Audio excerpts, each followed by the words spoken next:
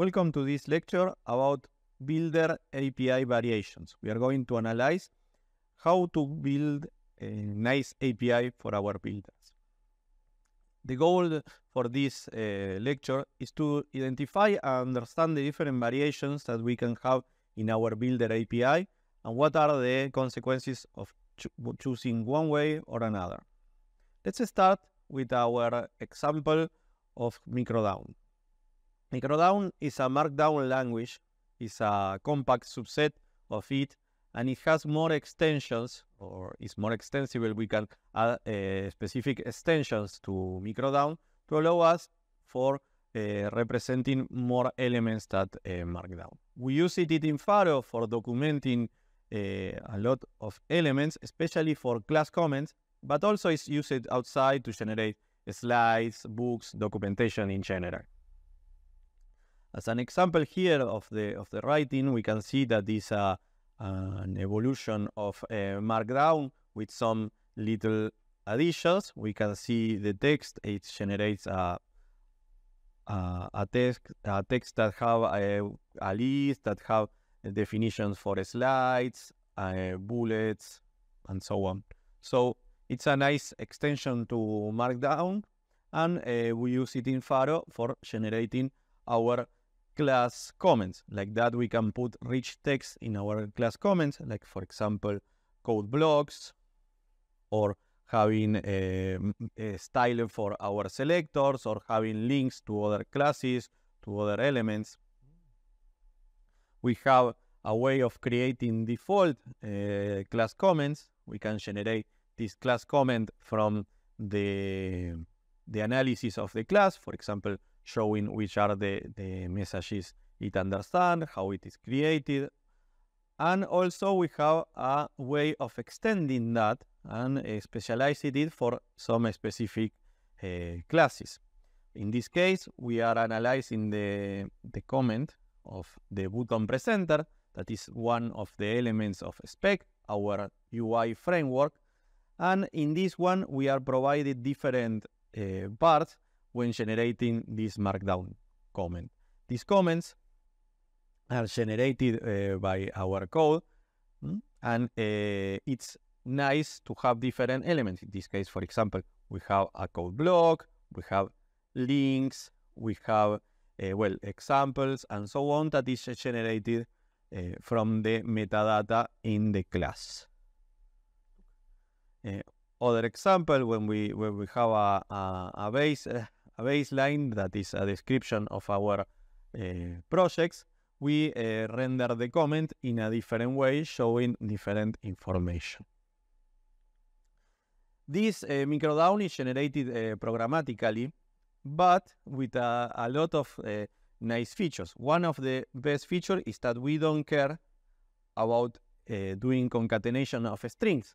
Concatenating strings is always a problem. It's complex to maintain, it's complex to handle, and we always have issues with syntax, and if this syntax change in the future, it's always worse. And also, when we want the users to use Microdown, we don't want them to learn all the syntactic quirks and the syntactic usage of Microdown. So it's better to provide a nice builder API. Why? Because we want to abstract the users from the details of what is building and to support future changes. Also, we want to have a way of extending this, so anybody that is implementing a new hierarchy in Pharo can extend that. A new class in Pharo can extend the method build Microdown using colon, with comment colon, to add new ways of generating these comments, this documentation. We can see that this hook is used when we want to render a comment.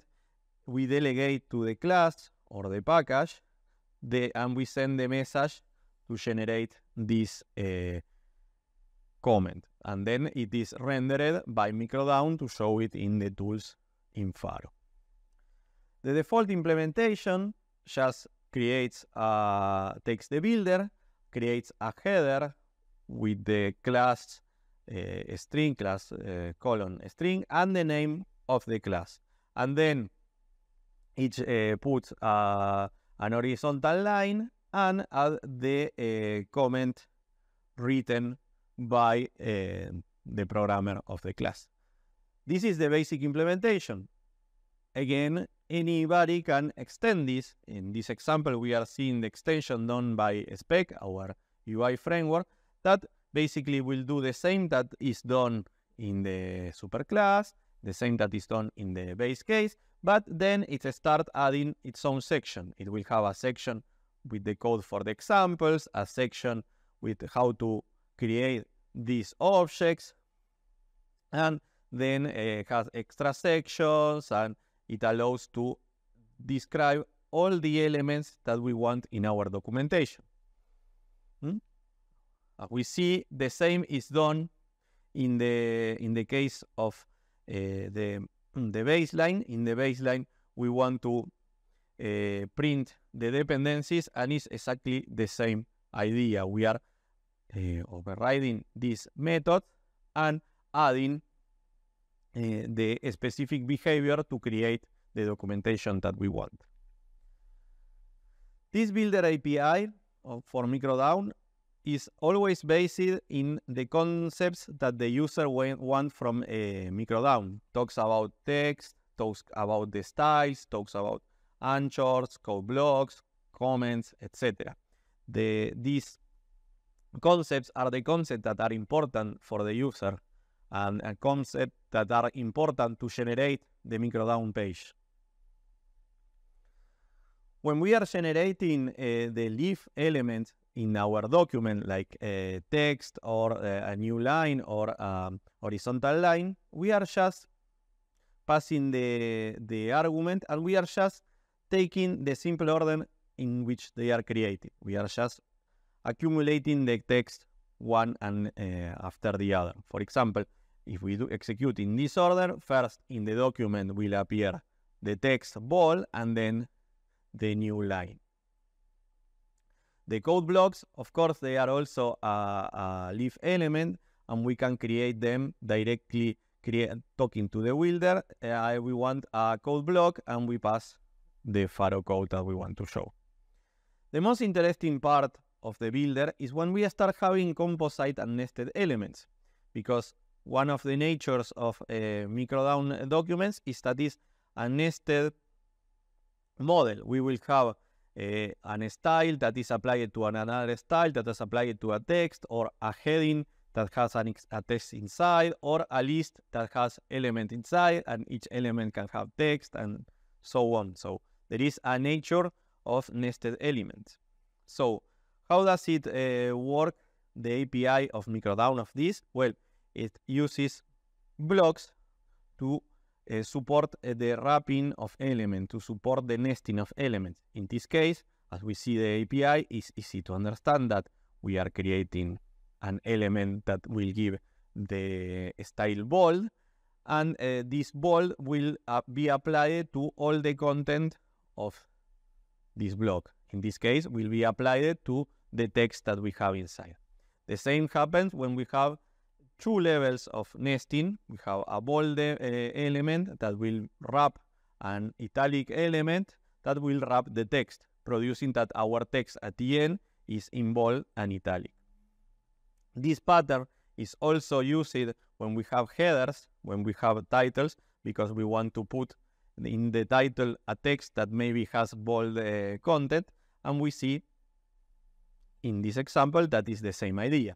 The header will wrap everything that is inside our block. We have here a really nice example, again, where we have a cell. A cell in our table will contain everything that is in our block, and in the creation of this cell, we are going to create a cell wrapping a text, and a sibling of that will be a bold element wrapping another text. And as we see, it generates the text but we don't care. We don't care what is the microdown string generated. For the users, we care about how to talk to the builder, how to talk just in the elements, in the sense that we want to present to the users. Let's see two alternative designs that we can use in this kind of APIs, for builder. In this case, we have the same idea in the two examples, but take a minute to understand what is the difference. In this one, we can see that the difference between one and the other is the presence or not of a builder argument in the block. Let's analyze the one when we don't have this builder parameter and we use exactly the same builder. As we see, this way of writing is more compact, so we are really having an easier way of writing this API for the user. That is a really good point. And the other consequence is that we are reusing the same builder object inside and outside the block. So in this case, if we want to have specific operations that are only valid inside a header, we need to put it always there. This builder should understand all the possible messages that we can send to it. Continuing with more detail about this implementation, if we see how does it work, basically this API is easy when we have bold receiving a block. In this case, remember we have something like our builder, bold, our block, and then we have here, for example, text. In this case, what we are going to do to repeat it in the correct generation, we are going to execute the start of the bold markup. Then we are going to evaluate the block and execute the content of it. And then finally, we are going to finish the block body. So in this way, the builder is who is responsible of executing the content of the block when it's needed, evaluate the block when it's needed in the correct moment. And the good thing of this is that it's really compact, the syntax, and but as an implication, there is only one builder. It's exactly the same builder in the two parts. Let's see what happens when we have a parameter, the builder as parameter of our blocks. One first consequence is that we have to write a little more for the users have to write a little more. But the nice part of it is that we can have two different instances of builder. One builder that is the general builder, and one builder that is only applicable when we are inside a header. We can have a header element builder, for example. So like this, we can have a hierarchy of builders, and each builder can have a more refined API that is only applied in this context. As I said before, this is more verbose, and for the user requires to write it more. If you see how does it work, it works in the same way. We are going to do whatever we need to do before the block, and then we are going to evaluate the block that we receive, but in this case with a different builder that we are using, and this special builder will have a special API depending the context that we are. So like that, we can have a hierarchy of builder, and each one can be specialized for a given task. Let's analyze a little this variation in the API. When we can do an explicit argument builder, when we pass the argument, the builder as argument, we can have subclasses, and we can have more specific APIs in the subclasses. Also, it allows us to write in a DSL fashion in a way that the user cannot produce invalid calls. Imagine in the microdiagram example that a list item should be always inside a list. if we are creating a builder for each context, we can validate that. In the case of having it in a single builder implementation, we will need to put more conditional code and check if we are in the correct context. It works in this way. We can have specific builders to provide us with more and more features. For example, we can have specific builders for some part of the document, or we can extend them for some part of the document, like for example, to generate a table of contents. And it feels like more like a visitor, and we will have different behavior. The consequences of this design having the explicit argument is that we need to be more, write more code, and we had to add more an extra parameter to all the wrapping blocks and the wrapping APIs. As a conclusion of this, none of the solution is better. It depends the problem that we are challenging, and we need to decide which one to use. As always, the design is a task that requires to take a trade-off, that requires to analyze advantages and disadvantages of a solution. And we also need to always think about the extensibility points that our solution will provide.